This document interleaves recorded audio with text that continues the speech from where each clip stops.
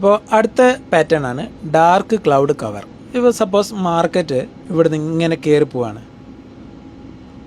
ഇങ്ങനെ കയറി ഇവിടെ ഒരു ക്യാൻഡിൽ സ്റ്റിക്ക് ഫോം ചെയ്തു.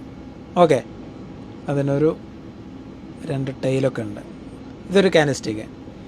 അപ്പോൾ അതിനെ വേറൊരു ക്യാൻഡിൽ മുഴുവനായിട്ടും കവർ ചെയ്തില്ല, പക്ഷെ ഒരു 90% എന്ത് ചെയ്തു, കവർ ചെയ്തു.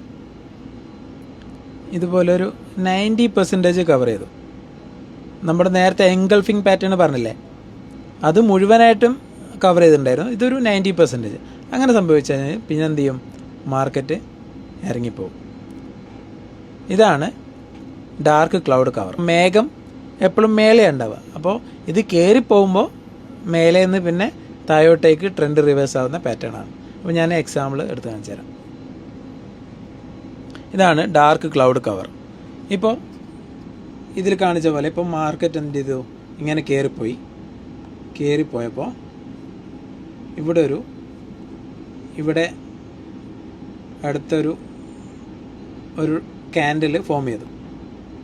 കണ്ടില്ലേ, ഈ ക്യാൻഡിൽ മുഴുവനായിട്ടും കവർ ചെയ്തില്ല, പക്ഷേ ഒരു 90%ഉം 50%ന് മേലെ കവർ ചെയ്തു.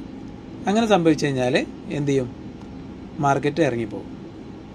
ഓക്കെ, ഇതാണ് ഡാർക്ക് ക്ലൗഡ് കവർ. അടുത്തതാണ് പിയേഴ്സിംഗ് പാറ്റേൺ. നമ്മൾ തൊട്ട് മുന്നേ പറഞ്ഞ ഡാർക്ക് ക്ലൗഡ് കവറിൻ്റെ നേരെ ഓപ്പോസിറ്റാണ് പിയേഴ്സിംഗ് പാറ്റേൺ. അപ്പോൾ അതെങ്ങനെയാണ് ഉണ്ടാകുക?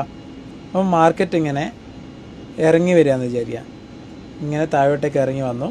അപ്പോൾ അവിടെ ഒരു ക്യാൻഡിൽ ഫോം ചെയ്തു. അതിനെ കവർ ചെയ്തുകൊണ്ട്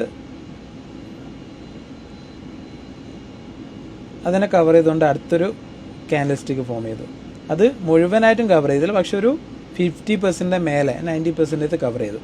അങ്ങനെ വന്നു കഴിഞ്ഞാൽ മാർക്കറ്റ് കയറിപ്പോകും. ഇതാണ് പിയേഴ്സിംഗ് പാറ്റേൺ. ഞാൻ എക്സാമ്പിൾ കാണിച്ചു തരാം. ഇതുണ്ടോ, ഇപ്പോൾ മാർക്കറ്റ് ഇങ്ങനെ ഇവിടെ നിന്ന് ഇങ്ങനെ ഇറങ്ങി വന്നു. അപ്പോൾ ഇവിടെ എത്തുമ്പോൾ അടുത്തൊരു ക്യാൻഡിൽ വന്നു. അത് ഒരു ഓൾമോസ്റ്റ് 90% കവർ ചെയ്തു. അങ്ങനെ സംഭവിച്ചു കഴിഞ്ഞാൽ പിന്നെ എന്ത് ചെയ്യും, അവിടുന്ന് ട്രെൻഡ് റിവേഴ്സായിട്ട് കയറിപ്പോകും. ഓക്കെ, അവിടെ നമുക്കൊരു റെസിസ്റ്റൻസ് വരക്കുകയാണെങ്കിൽ ഈ ഒരു ലൈനിൽ വേണ്ടോ, ഇവിടെ ഇങ്ങനെ കുറേ ക്യാൻഡിൽ സ്റ്റിക്ക് ഒരു റെസിസ്റ്റൻസ് ആയിട്ട് ഉണ്ടായിരുന്നു. അപ്പോൾ അതിനെ നീട്ടി വരയ്ക്കുമ്പോൾ നമുക്ക് എന്ത് ചെയ്യും, ഇങ്ങോട്ട് കിട്ടും.